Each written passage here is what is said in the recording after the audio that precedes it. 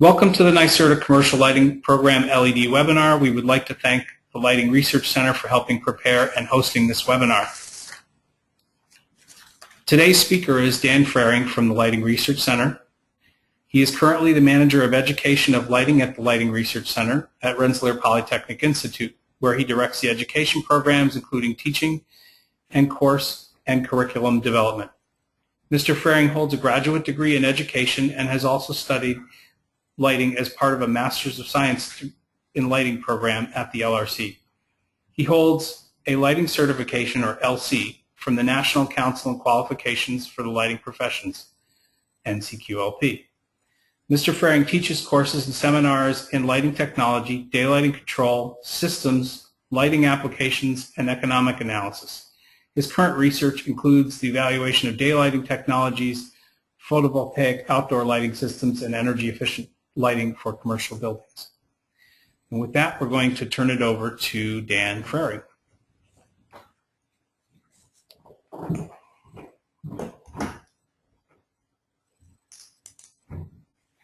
Good afternoon, everybody, and welcome to Troy, New York, where you're not, but I am.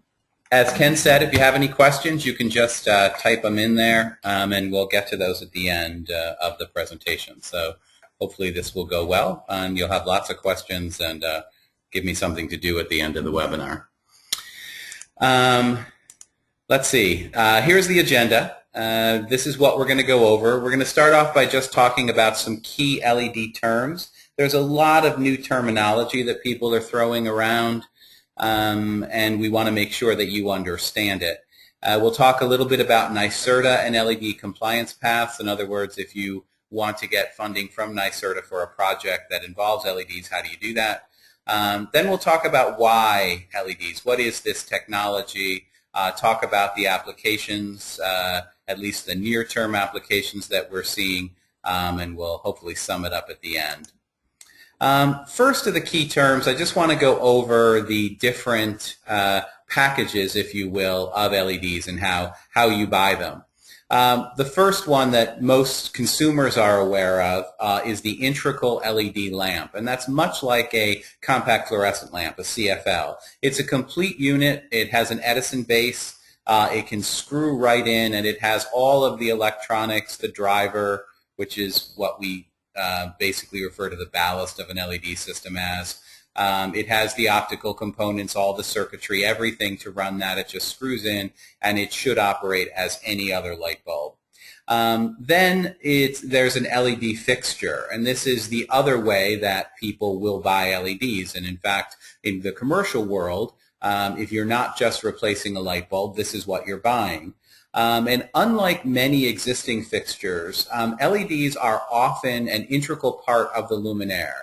In some cases, they're not replaceable units. They're actually built into the luminaire. In other cases, they are modules that can somehow be fitted into the luminaire, and that actually is becoming more common now, where the modules can go in and go out as the industry begins to standardize the way that they are connected to luminaires. That's a standardization effort that the industry is doing right now. As we go down further, we've got LED packages. This is not something that you as a consumer or a commercial lighting person is typically going to buy. These are sold to luminaire manufacturers, to people who are original equipment manufacturers who are building light fixtures, and they buy this package. And basically, it has a standardized base, so it can be connected to a power source. It has other circuitry that's necessary to make sure that those chips that you see in the middle of that in the picture can actually produce light. An LED array or module, think about the array of being a lot of those smaller individual components. So it's an assembly or a package, and this is typically what clips into a luminaire. You see a picture of one there, but these will be what actually will you typically would have if you needed to replace the LED part of your luminaire. This would be what clips in, and they come in many different shapes and sizes. And finally, an LED driver. The driver does primarily the same functions that a ballast does in a fluorescent or HID system. Basically converts the AC power that comes in to the proper current for starting and running the LED lamp or lamps. So there's the whole system kind of put together when you think about all the components, and we'll talk about this a little bit later, but it's a relatively complicated system. You have the LED arrays and the optics that go around them, but they're all connected to a circuit board.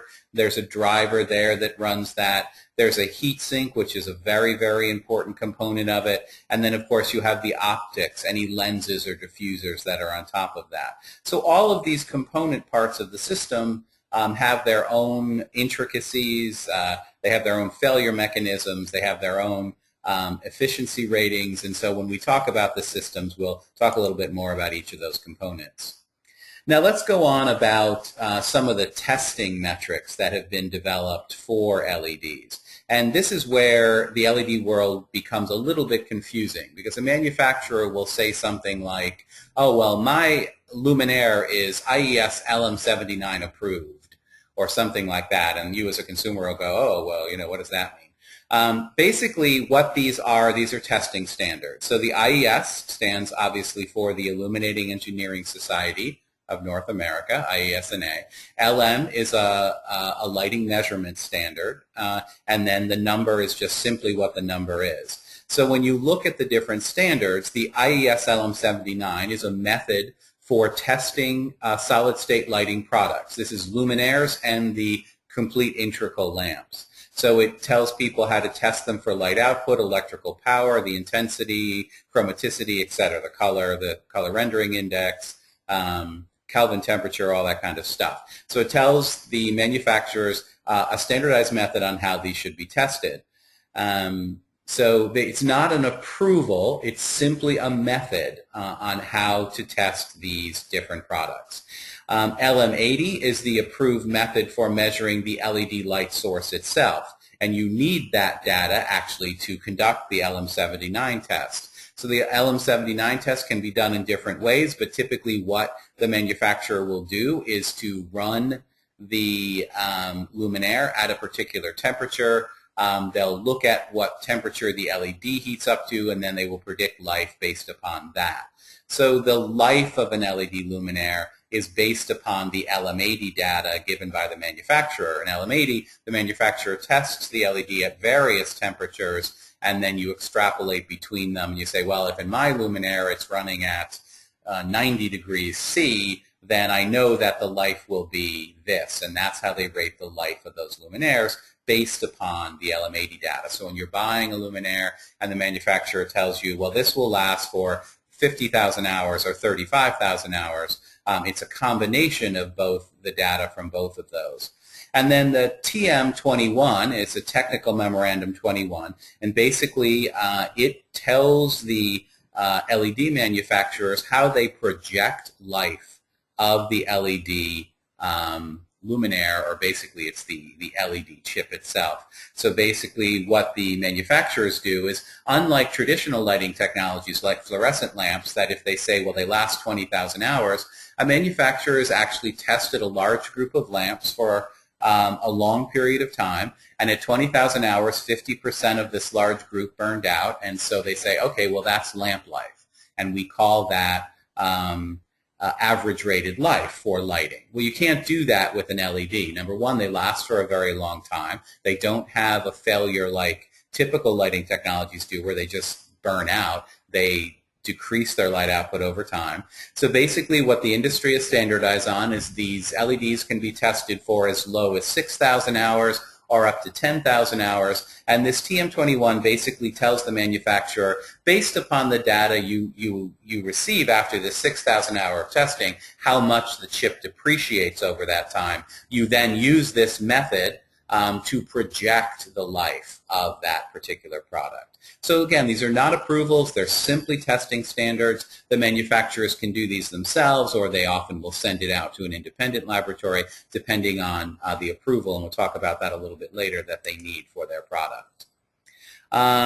Now, for NYSERDA and LEDs, there are two ways that NYSERDA looks at LED products. If the product is listed on the Energy Star website, in other words, it has the Energy Star label, then it can be approved for funding under NYSERDA programs, and we'll talk about what those programs are at the end.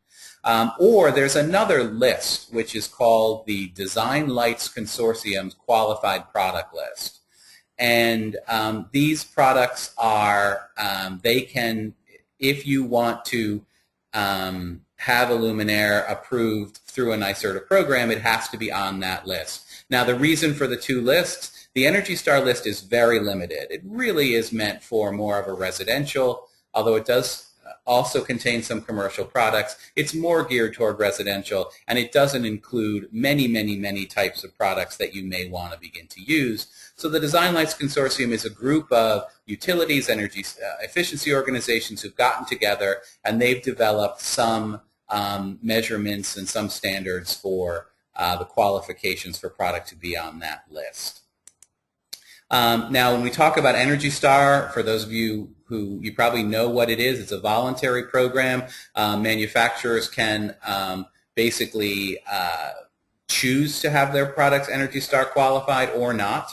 And basically, there are criteria that the fixture has to meet in order to be on this list, and these criteria are updated periodically. In fact, they've just been updated in the last couple months to make them a little more strict, if you will, or a little more hopefully able to tell what's a good product from a bad product. But the main thing when we talk about Energy Star is that the product has to be sent for independent testing in order to qualify for Energy Star. So the manufacturer has to send it to an independent testing laboratory, and that data must meet the specifications. So Energy Star has qualifications for life, for light output, for chromaticity, for dimmability, for all these different things. They have requirements, minimum requirements that these products must meet in order to get this label. So what Energy Star is telling you is that this, number one, is a very efficient product because it meets the efficiency standard that they've set, but also that it's a quality product because it's met the quality requirements. And so Energy Star is very meaningful to you because of those things. And you see some on the slide there, some categories that are listed in there. You can go and you can click on the EnergyStar.gov website and you can see other categories and the products that are approved and so on. But if you see the Energy Star label, it means that that has gone to independent testing, and that really is important for you when you're buying, especially an unknown company's product. So if Energy Star, as it says, has established a category, then the manufacturer provides the data, test results, showing compliance, and they get listed on that product. For the Downlights Consortium qualified product list, manufacturers have to again submit testing data, but it's a little bit different here. They can submit testing data that they themselves have conducted. So they've done this in their own laboratory, so it's not quite as independent as Energy Star, where an outside third party has to test the product. But there is still some qualifications. So the Downlights Consortium gets together with some technical expertise, and they say, well, for a 2x2 troffer, here are the requirements. This is the light output it should have, this is the distribution it should have, this is the minimum life it should have, and so on and so forth. And then, again, someone reviews all of the test data to make sure the products comply with the requirements of each of these categories of fixtures. And we'll see again at the end what these categories are. But again, you as a consumer, it gives you a little bit more information about that product. You know, at least it's been tested. At least someone has reviewed the data and has said, okay, this meets some minimum qualifications. But again, it's not independent data, but it's, you know, as we say, it's better than not having any information at all. So now let's get into why LEDs. What's all the interest in this new technology? Well, basically, when we talk about LEDs, they belong to a broad category of lighting called solid state. Solid state light sources, unlike electric discharge sources, which we're used to, they operate much more like a computer chip does. So we have light-emitting diodes, which some people call inorganic LEDs, and that's what we're used to, and that's what we're talking about here today. But there are also light-emitting polymers and organic light-emitting diodes, which tend to be more broad panels of light. Now, LEDs are very much have evolved to the point where they can tackle just about any architectural application, where OLEDs are still probably about 10 to 12 years behind. So their life expectancy is very low. Their efficiency is not quite at the point where we really can consider them for architectural lighting applications right now. They do have some niche applications where in decorative lighting fixtures they're being used, where people want to embed panels of light, small panels of light in walls. They're being used, but it really is more decorative applications. And they are evolving quickly to become backlighting. So you will see very soon televisions that will be OLED televisions that'll have much, much better color capabilities than current technologies. Of course, they'll cost, as kind of plasma TVs did at the first, they'll cost well over $1,000. But that price will come down quickly. And probably in the next 5 years, you will begin to see more OLEDs for architectural lighting applications, which will be very, very interesting because they will be these broad diffuse panels of light which can be embedded into ceilings, and it's really going to be an interesting thing. But right now we're talking about LEDs which can do very, very similar things but are small point sources of light, not broad diffuse light sources. Now, why LEDs? Well, here's the main reason. It really is the efficiency improvements over current technology. When you look at the current lighting technologies that are kind of listed down the right side of the page there, fluorescent technology, for example, which is the most prevalent technology used in commercial buildings, 90 lumens per watt. When you look at LEDs, right now there are LEDs that you can buy commercially that are rated at above 150, 180 lumens per watt for the individual LED. There are some of the manufacturers have shown in their laboratories that they can produce LEDs well over 200 lumens per watt. So certainly by 2020, we will see over 200 lumens per watt. By 2015, in just 2 years, we will be approaching, at least for the cooler color temperatures, in other words, the higher color temperatures above 4,000 K, we will see nearly a 200 lumen per watt LED. And when you compare that, as I said, to existing technologies, we can in some cases save 50% energy by using this technology. So if you can imagine cutting lighting energy use in half, that's the potential for these LEDs. And here's another slide that just gives you from left to right all of the efficiency limits of these different technologies. And when you look at going to try to point to this here. Let's see if I can do this. When you look at LEDs right here, we see 340 lumens per watt is the theoretical limit. In other words, if you could make the perfect LED, this is how much lumen per watt rating you would get. Now, that's unrealistic, but 200 lumens per watt is very realistic. And that is probably what you will see achieved very soon within the next year or so. And you will see that, probably, I don't know that you're going to exceed that too soon. But you will see that these are technologies that have the potential to be much, much better efficiency-wise. So there's potential for energy savings, lower replacement costs because they have a potential to last a very long time, up to 100,000 hours. They're rugged and durable. It's not something that's going to break, or it doesn't have electrodes that vibration will degrade or break. Unique lighting solutions, you can easily change the intensity and even the color of these products depending on the way they're configured. They have very low ultraviolet and infrared output, so their output is really within the visible range, and they won't have some of the other wavelengths that might degrade items and so on and so forth. So it's good if you have a museum, for instance, where you're worried about conservation of materials. And finally, what most people are interested in as well is that there's no mercury in the product. Now, it's not that they're totally benign. There are some other things in there, but certainly nothing like mercury that is a concern for pollution, or if a lamp breaks. I know there's a lot of people concerned about those kind of things, or just having hazardous materials in their buildings or even in the manufacturing process. It is a good benefit of these that they don't have those type of materials in them. So the technology, if we want to create white light, there's two ways to do it. Either you mix different colors of LEDs together, and typically to do a broad system, they mix red, green, and blue. And when you mix those in the right proportion, you will see that you can create a very pure, nice white light. But the way that most white LEDs that you buy right now are done is to combine a yellow phosphor, what they call a Yagserium phosphor, which is a very broad emitting phosphor, with a blue LED. So if you look at the spectral power distribution, I don't know where my spotlight. Yeah, I couldn't find my arrow.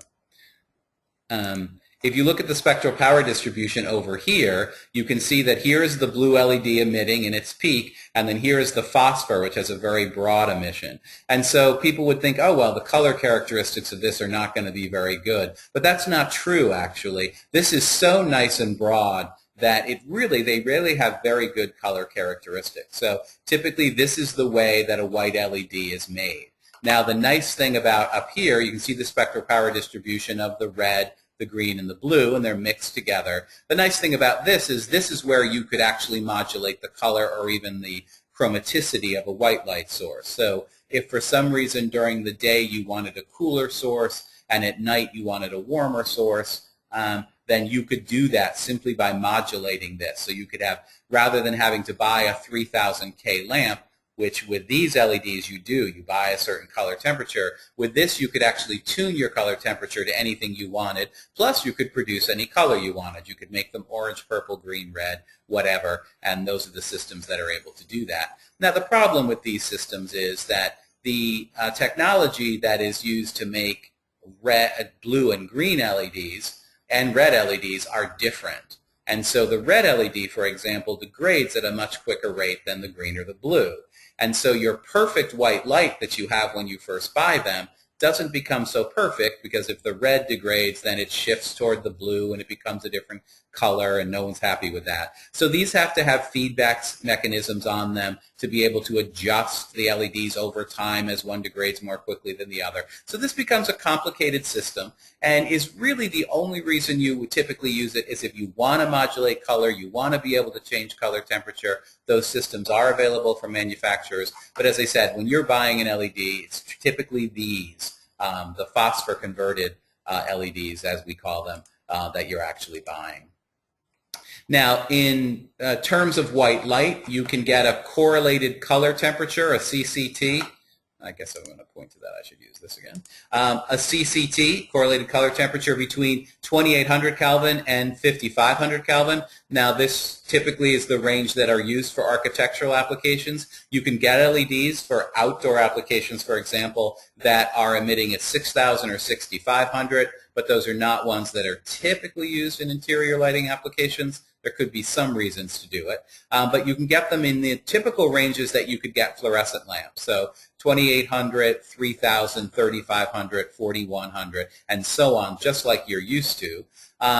This next thing where it says the CIE XY values are close to the back body locus, what does that mean? Well, it takes a long time to explain color. But basically, if you look, this is the CIE color diagram, and what this is telling you is there are saturated sources toward the border of this, so red, purple, blue, green, yellow.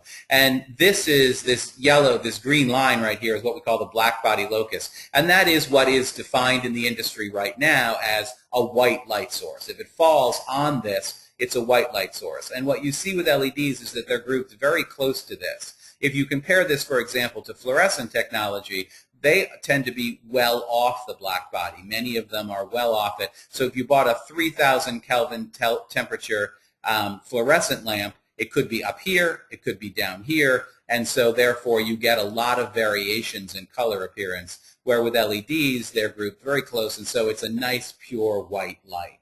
And then finally, they do have very good color rendering properties.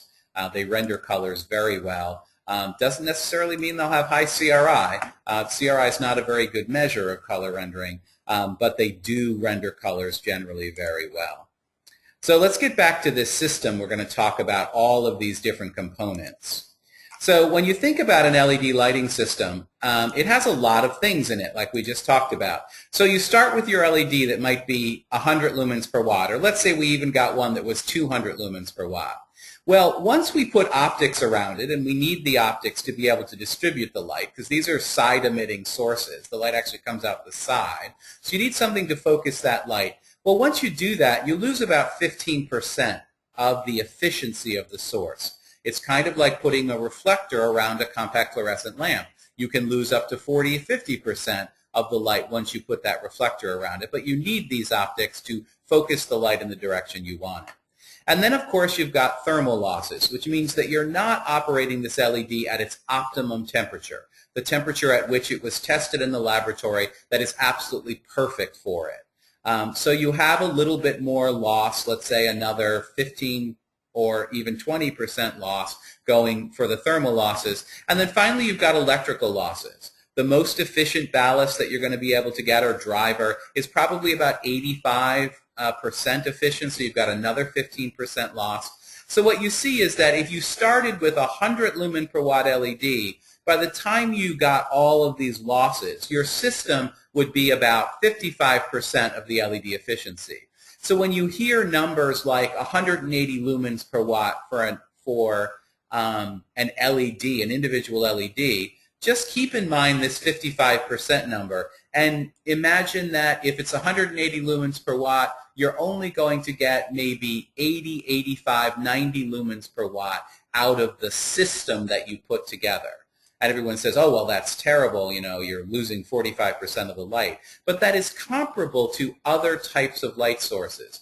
It's just that we don't really think about a fluorescent system because you buy the lamp and it's 90 lumens per watt. Well, once you put it on that ballast, it's not quite 90 lumens per watt. And then once you put it in that luminaire is only, 70 or 80% efficient. So because we think of those things separately, we don't think about the loss. The nice thing about LED systems is when you buy an LED luminaire, you already know exactly what you're getting. You know the lumens per watt you're getting out of that entire system, which is a great thing from a specifier's point of view. So when we think about LED efficiency, the LED itself, then all we're doing is the basically light output versus the watts, the voltage times the current, which is watts. So it's lumen per watt, but you don't buy an LED. You buy an LED luminaire or a lamp that's already packaged. And so basically what that is, it's the light given by the LEDs in the luminaire or in the integral lamp that you buy over the input power of that whole system. So you know exactly the lumens per watt you're getting out of that luminaire when you buy it. Unlike a downlight with a CFL in it, where, well, you know the CFL maybe is 85 lumens per watt. You have no idea what that system is. And so this is nice with LED systems that you know exactly what you're getting, and you can compare one LED product to the next based upon what you're actually going to get out of that luminaire. So as these are developing, what are manufacturers doing? Well, they're trying to get higher flux per device. What does that mean? More light output per LED. So in a fixture that I wanted 1,000 lumens out of, I may have needed to use 50 LEDs a few years ago. Now I can do that with just 10. So it's much fewer LEDs because each LED is giving me much more light. The LEDs themselves are becoming more efficient, where if you asked me 5 years ago, I would tell you that the average rating for an LED is about 40 lumens per watt. Now we have, as I said, up above 150 lumens per watt. Better color properties, such as color rendering. They're trying to work on lower color variations between lamps, so they all look the same white color if you buy a particular color temperature, and then improving the life as well. So these are all things that are being worked on. Let's talk a little bit about dimming. I told you that intensity modulation was easy with LEDs. Well, it is. You can dim these lamps pretty easily. The problem is that people are trying to do it on current dimmer technologies that are not really made for LEDs. LED, if you buy a replacement lamp and you screw it into your dining room chandelier or your downlights in your kitchen, and you have a dimmer switch there that was meant for incandescent lamps, basically it is chopping the waveform of the AC power, and you're with an incandescent source, that's perfectly fine. With an LED, it's going, that signal is being sent to an electronic ballast, which has to interpret it, and different dimmers do it in different ways, and therefore it's very difficult for the LED system manufacturers to figure out what dimmer you might have in your home or in your office, and how is that going to work. So what they're doing now is when you buy an LED luminaire, the manufacturer is telling you exactly what dimmers are going to work with this product. So I buy an LED luminaire, and it's going to tell me this company's dimmer of this number, this product number will work. So it'll give you a choice of 3 or 4 dimmer types from different companies that you can choose that will work with these LED luminaires. Now, multiple products, even from the same manufacturer, may require different dimmers. So unlike when you spec a fluorescent system and you spec the same ballast, you just got all the same company's dimmer switches and you put them throughout your whole building when you did a retrofit or a new construction, and that was fine. You brought all your dimmers from one company. The problem with the LED is, well, you have some downlights over here, some linear fluorescent here, some cove lighting here. They each may need a different manufacturer's dimmer switch. So your specifications become a little more complicated. The installation becomes a little more complicated because you have to tell the contractor, well, this dimmer goes with this fixture, this dimmer goes with this fixture. You may have 3 types of fixtures in the same room. Like you may have cove lighting and down lighting. That would be, that's perfectly used quite a bit in combination, especially in retail settings. You may have them in the same exact space, and yet you may need 2 different dimmers to run those 2 different systems.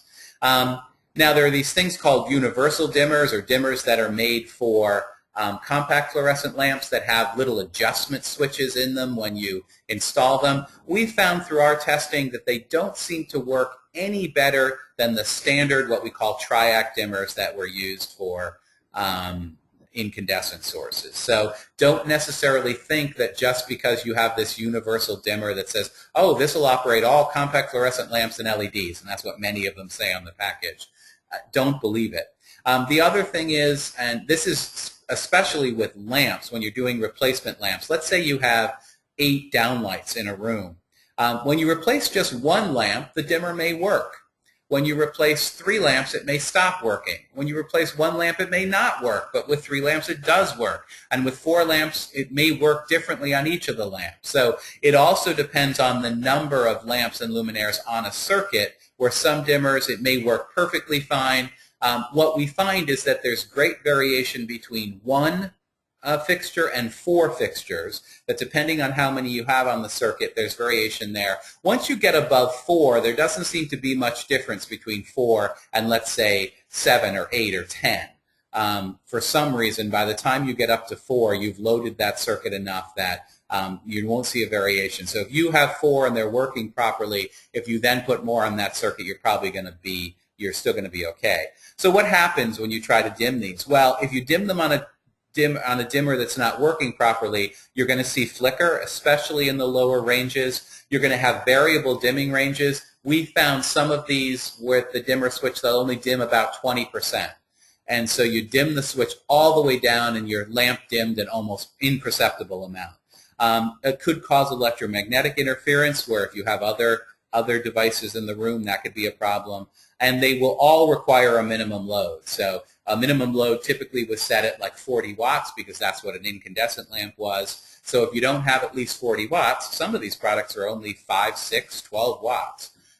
So if you're trying to operate a 12-watt downlight on a dimmer switch, it's not even recognizing it because you need at least 4 of those to get it up to the minimum load requirement for that dimmer. So basically the advice I can give you about dimmers is just be very careful that you follow the manufacturer's instructions in choosing a dimmer switch that it meets the requirements of the replacement lamp or the luminaire that you're buying. And if you don't know what the dimmer switch is, let's say you're doing it in your house and that dimmer switch has been there for 12 years, you don't know who made it. Basically, buy a product, try it out, see if it works, But again, if you just buy one, it may work. With four, it may not. So it's a trial and error thing you have to be careful with. But it is something that's being worked out. There are a lot of organizations, including us at the Lighting Research Center, that are working with the industry to come up with a standard for dimming and for dimming products. So within the next 3 to 4 years, you will see this as less of an issue. But right now, it is something that you have to be careful with. Here is some information from 2011. This is a little old, but we see that individual LEDs are approaching 150 lumens per watt. Right now, as I said before, they're actually exceeding 150 lumens per watt. The cool white products that's over 4,000 Kelvin will always be more efficient than the warm white, and that's simply because of the way that the phosphor has to work a little harder, if you will, to make those warm white colors. It's not quite as efficient. But you will see that these are exceeding now 150 and getting up to some LEDs that you can buy 180. But again, as a consumer, you're not buying LEDs. You're buying the lamp or the luminaire. So remember that if I tell you that it's 180 lumens per watt, it's going to be about half that you're actually going to get out of a product. So 80, 90 lumens per watt for a good LED product. Now, what's lamp life for LEDs? As I said before, it's not that they're tested for 35,000 hours or 50,000 hours. They're tested for a short period of time. And basically, it's just the LEDs themselves that are tested.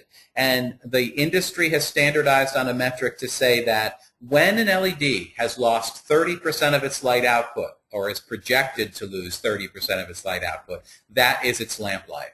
So if you say, I'm buying this LED and it tells me it's going to last 35,000 hours, at about 35,000 hours, it will still work, probably, but it will be 30% less bright, or it will give you 30% less light output. So yeah, maybe you just adjust to that over time. But in commercial buildings, once we lose 30% of light, we're really below the requirements. So we really have to begin to change those out. And it'll be very interesting to see in the coming years if anyone ever changes LED fixtures. There are now entire buildings. There's a local university here, and it's actually not in Troy, it's in Albany County. But they've actually built an entire building where every single light fixture is LEDs. Will the maintenance guys in 5 years ever think to change out the components in these fixtures, because they're still going to be operating? Who's going to notice that they've lost 30% of their light output? So it's kind of an interesting thing that's happening, but that's what LED life means to you. And then there are also color requirements, that the white lights stay within a certain boundary that we call a macadam ellipse in the industry, so that we know that they're not going to shift in color and all look different. So as I said, it's 70% of light output for commercial lighting applications, and they call that L70, and that's what you'll hear the manufacturers say, well, my L70 is 35,000 hours or something like that. L50, which is 50%, that's for decorative applications, and really no one seems to be using that at all. TM21, as I said, is a projection. It's just basically an exponential decay model. It basically to say, okay, if I've lost 2% light output at 6,000 hours, or 0.5%, how do I then project that to what it actually means? And it is just theoretical.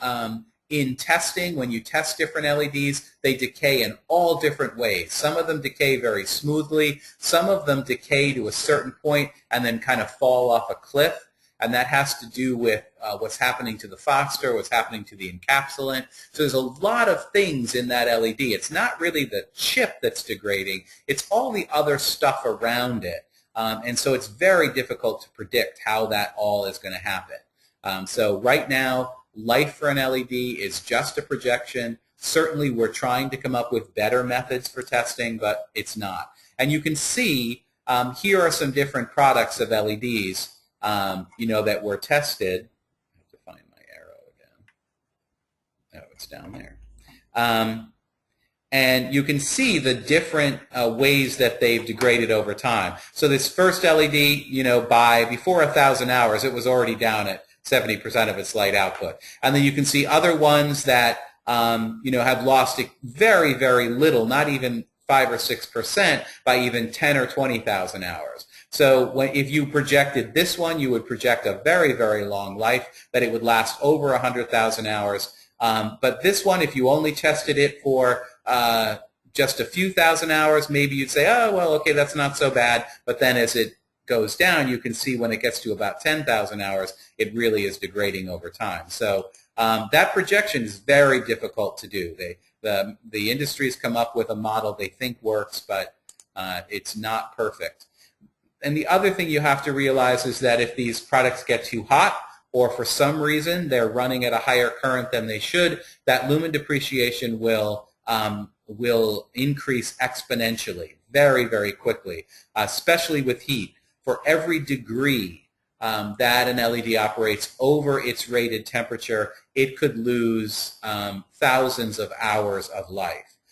Just 1 or 2 degree difference can make a big difference in life over what the manufacturer says maximum. So if the manufacturer says the maximum temperature that my LED can operate is 50 degrees C or 60 degrees C, and you're operating over that in a luminaire for some reason because it's in an enclosed ceiling and the heat is really building up, you can really affect the life of that. So you have to pay attention to that when you're using these products. The other thing you have to see is that as I said at the beginning, the data that's used for an LED luminaire life is the LM80 data, which is only for the LED. When we do postmortems on these products and we take them apart and try to figure out why they've broken, it's never the LED that's failed. The LED is a very robust device. It's the circuit board, the interconnections, the arrays, the drivers, the optics, the thermal interface materials that have come apart.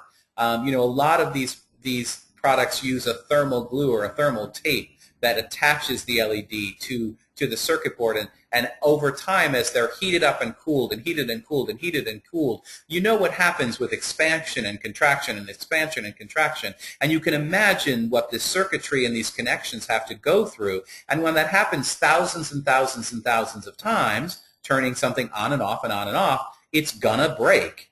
And so we really need a better idea about LED luminaire and system life, which again, we at the LRC are working on and other people are as well. Color variations, so you look at this picture over to the right and you can see it's a wall wash application. Would I do this with linear LEDs? Well, I would be very careful of that. If I was washing a white wall and you're going to see any color variation between the light sources, you have to be careful with that. Now, I have to say that of all the things that have improved about LEDs over the last few years, this certainly is the one that's improved the best. The manufacturers have gotten what they call binning down very, very well, meaning that at least at the initial light output, they can get these down so that the color appearance is indiscriminable between individual LEDs. The problem is that, again, as they age, they can shift in color. As the encapsulant material around the LED, which is typically silicone, begins to degrade, it begins to shift the color, and that can happen differently in different LEDs. And so you will see some color variation over time. Not nearly as pronounced as what happens with like metal halide lamps, but it could happen. So again, it's something you need to think about. So let's talk about applications finally. LED products are basically being made to mimic existing light sources because that's what we're used to. We're used to existing lights. So you can see all these different lamps that are all made with LEDs. We see a parabolic luminized reflector lamp, or an R lamp, a reflector lamp, an A lamp, another kind of a PAR lamp that are all being made with LEDs. And you can see they have all this heat sinking stuff on them to try to extract the heat. But they're all made, and someone's going to put them in a downlight or something. And so we have to be careful and think about how we're using them. So if you look at the luminaire directly on the left here, this isn't totally enclosed. This is an IC rated luminaire made for, let's say, a residential application or an insulated ceiling.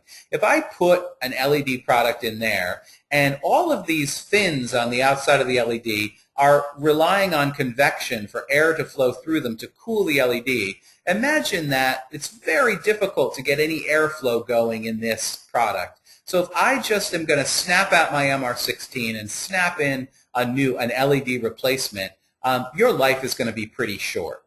But in here, where the back of the LED is exposed, you're going to get a nice long life because that's going to maintain cool. Here again, you have an enclosed environment. So when you're doing lamp replacements, you have to be careful with this, but also you have to think about where are you using your downlight? Is it in an insulated ceiling? And is there some mechanism to extract the heat? And what's very interesting now is they're actually relying on sometimes the trim. And that you'll see with some LED downlights, that's wider than a typical trim, and that's actually being used to convey the heat from the LED to the outside. So they're coming up with some very novel ways of extracting that heat. But you have to say to yourself, if I'm looking at a product, where is the heat going? And where am I going to install it? If I'm going to put it in an insulated ceiling, as you see here, with an incandescent or a compact fluorescent or a fluorescent system, the heat is radiant heat. It just radiates out, it's fine. But with an LED, it has to be conducted away or convected away somehow. So where is that heat going? And that's what you need to think about. You need to become a mechanical engineer.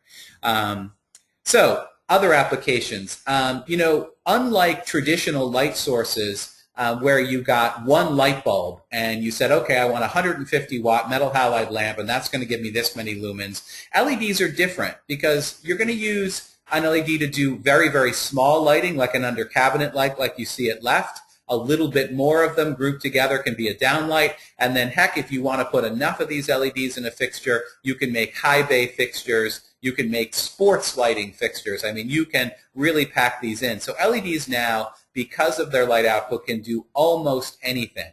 I'm not saying they're the most efficient at doing it, but they can compete pretty much with almost all what we call lumen packages. So right up to 1,000 watt high pressure sodium lamp, and you can imagine what the light output of that is in the tens of thousands of lumens. You can actually produce an LED that could get you somewhere near there, an LED product, not one LED.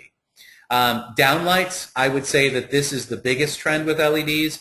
They have very, very big advantages over competing technology. Certainly the most efficient technology for downlights right now is CFLs, or was. LEDs have surpassed that greatly. Their life expectancy is much better. Their wattage, you can get a much, much better, much lower watts, where you might have needed to use 25, 30 watts for a compact fluorescent lamp. You now are getting some of these downlights that are as low as 10 and 12 watts. So a big energy savings, especially in applications like hotels where these are used for long periods of time. So you have the choices between incandescent or halogen, CFLs, LEDs. In downlight applications, certainly LEDs are doing very well.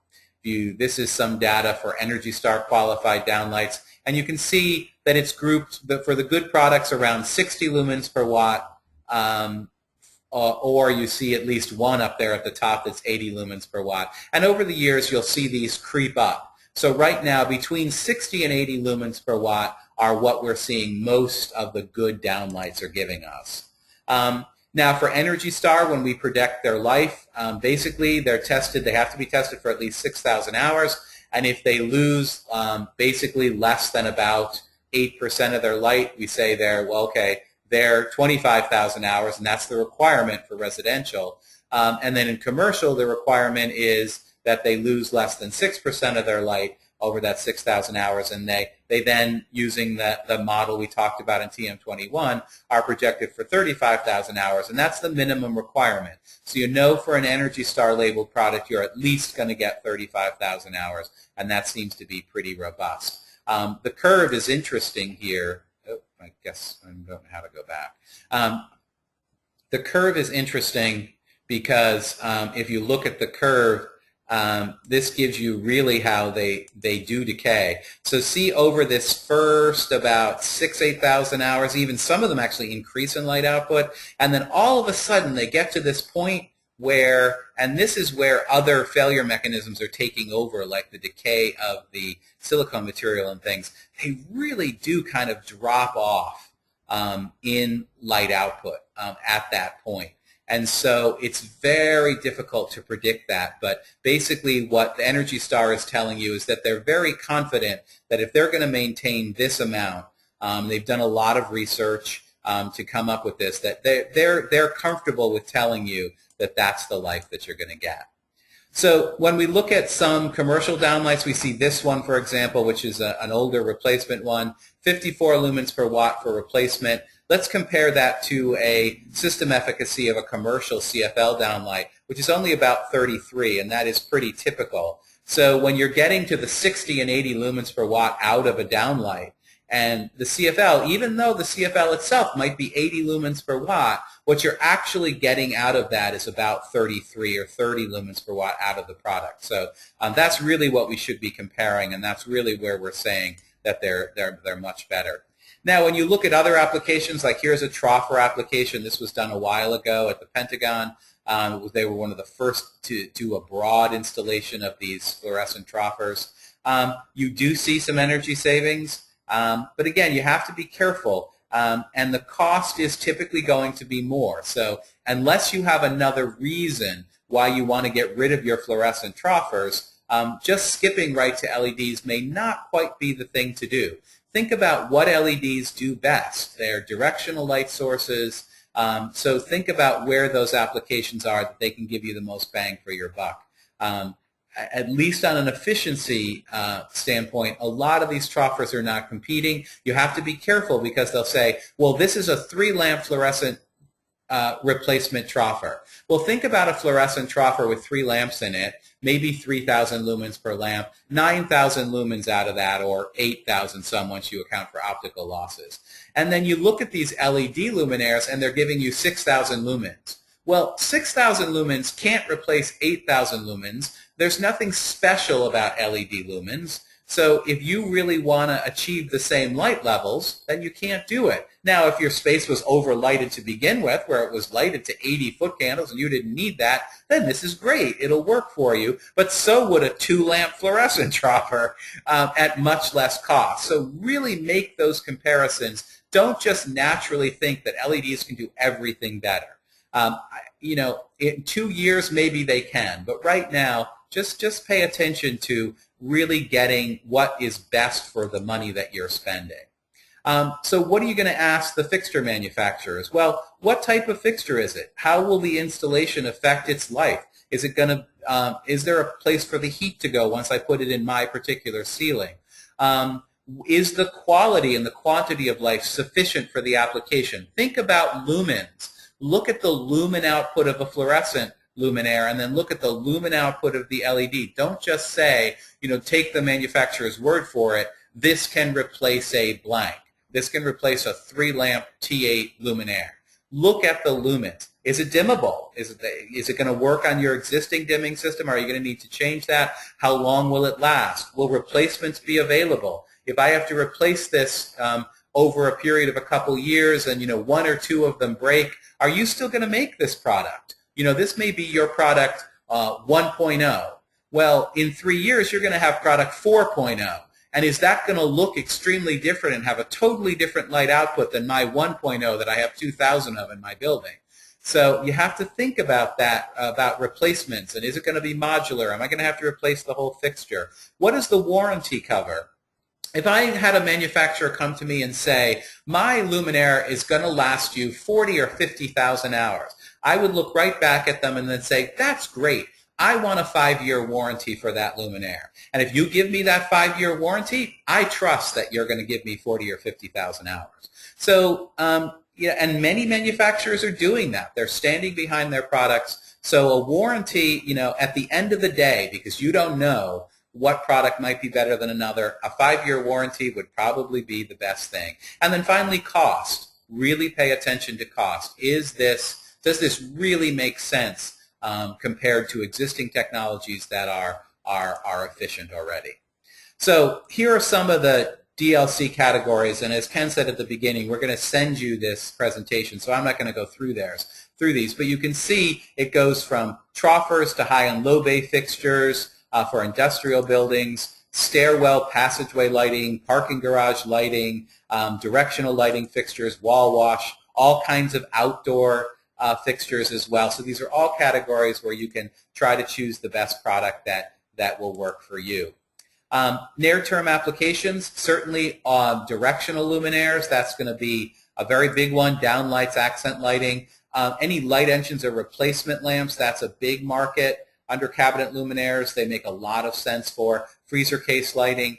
Outdoor lighting, you wouldn't think it with such a small source, but because of their directionality, the uniformity, even their color characteristics are very good for outdoor. So for the near term, those are probably the most promising applications. Not saying certainly the only ones, but those are the ones that we're seeing where they're making good progress. So finally, when we think about the whole LED system, we have to think about all those individual components. It's not just the LM80 data of that LED that we really should be relying on for life, which is what we're doing now. You have to think about installation and see, where am I installing this? Is it going to be a good application environment for this system? And then, the life depends on all of these different components, the drivers. We found some drivers that are only rated for 15,000 hours. Well, how can a downlight be rated for 35,000 hours if the driver is only rated for 15? As a consumer, I don't care what breaks in my luminaire. All I care is it's not going to work anymore. So, we really need to do a better job as an industry with that. And certainly, that's something that's going to be being updated as those testing standards are updated. But that takes time. But you as a consumer needs to be savvy, and you need to understand all these things. Often at the end of this talk, I have someone come up to me and say, if I'm doing this in person, I'd say, oh my God, I'm never using LEDs again. You've told me all the bad things about them. And that's not at all true. I have to say that the LRC is one of the strongest advocates for this technology. We really love it. We think it's fantastic, and it works really well. What we try to do is just inform you about things that you need to know. So that you're a savvy consumer when you're buying this product. And if you know your stuff, you're going to be able to choose a good system, and it's going to work for you over time. So certainly LED systems have been advancing. The cost is expected to reduce. The industry really expects 25, and I've seen projections of even over 30% of lighting sales to be LED products within just about a year and a half. That they're really going to take over large parts of the market, and most of the lamp and luminaire manufacturers are putting all of their research dollars into this technology. So I'm going to turn this back over to Ken so we can talk about these incentives that you can get for some of these LED products. Thanks, Dan. So earlier on in the presentation, we talked about how the LED devices, LED light luminaires, had to be either Energy Star, Design Lights Consortium listed, and that's a good thing, and that still applies in this case. But in April of this year, NYSERDA also added LED products to their pre-qualified lighting incentives. So they've added, I'm not going to go into real specific details. We're going to give you a link in a few minutes here about where you can go find the actual form. But some of the things that are included there are LED downlights, LED screw-in and pin-based lamps, refrigerated case LED lamps or lights, and LED low bay fixtures for garage and canopy, and LED wall packs. Products that are not on the pre-qualified list, as long as they meet either the Energy Star or the Design Lights Consortium lists, can be submitted for underneath the performance-based program. So we wanted to make sure that you were aware of that. And so here's some of our account managers that we have across the state, and we're getting ready to add another person. But the one thing that I wanted to show you is that if you want to find things about the commercial lighting program, you can find it at the NYSERDA's CLP website at nyserda.ny.gov/CLP. If you're looking for pre-qualified, rather than /CLP, you can go to /EFP for existing facilities program, or NCP for new construction program. And with that, we're going to look at the questions.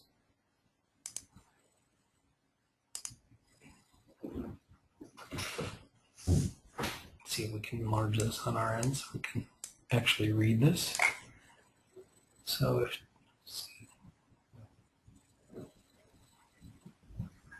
okay.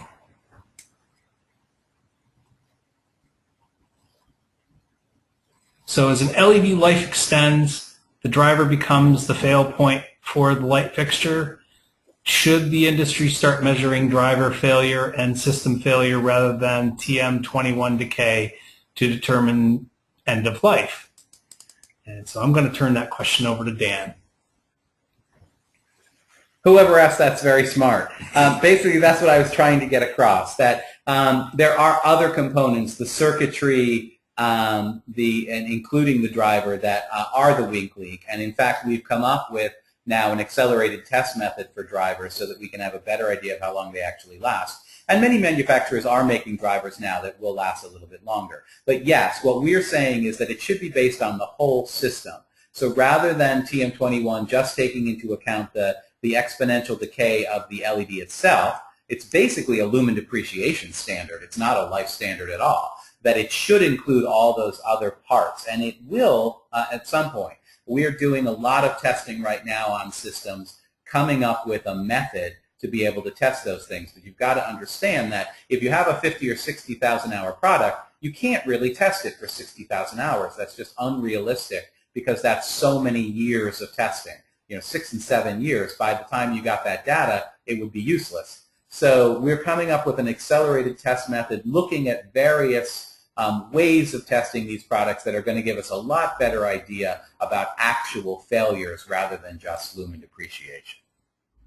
Okay, next one right there. Next question. I do refrigeration, walk-in coolers and freezers, not refrigerated case lighting, and there is no category from the DLC for this. Can I use LED low bay fixtures that are characterized as garage or canopy walk-in to qualify under the NYSERDA's program?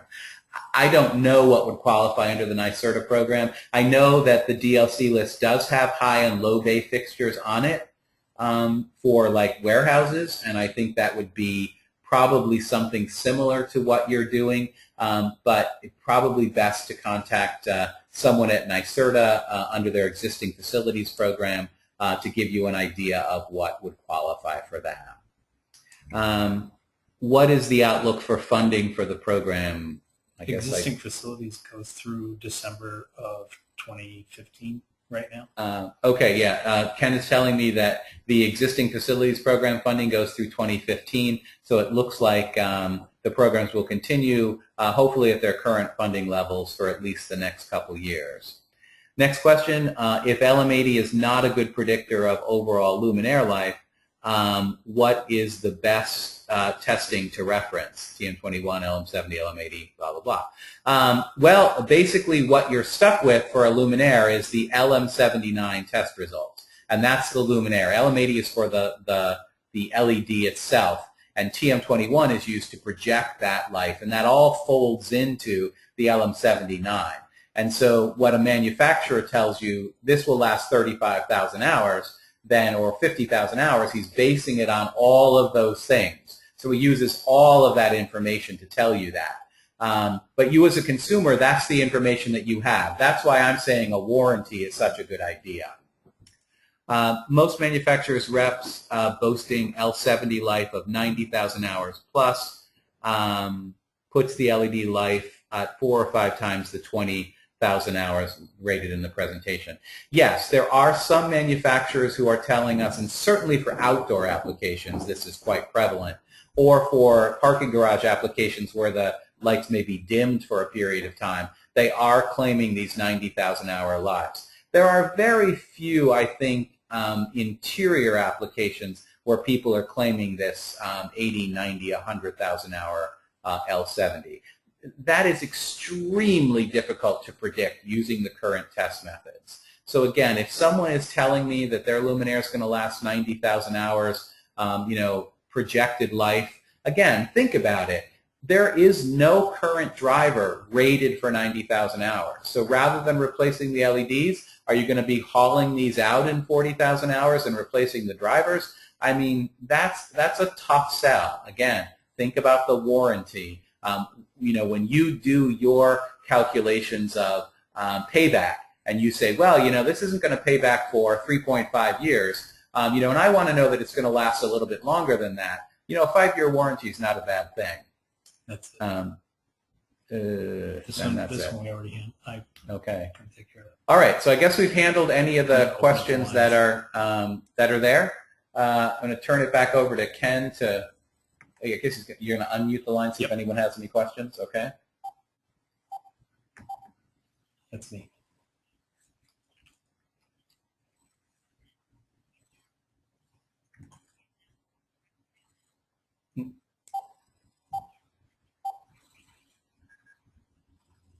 So we'll give a last call for anybody on the phone if you have any questions. We've gone through the questions. We're running a little bit longer here than an hour today, but we thank you for your time. So are there any questions on the phone at this time?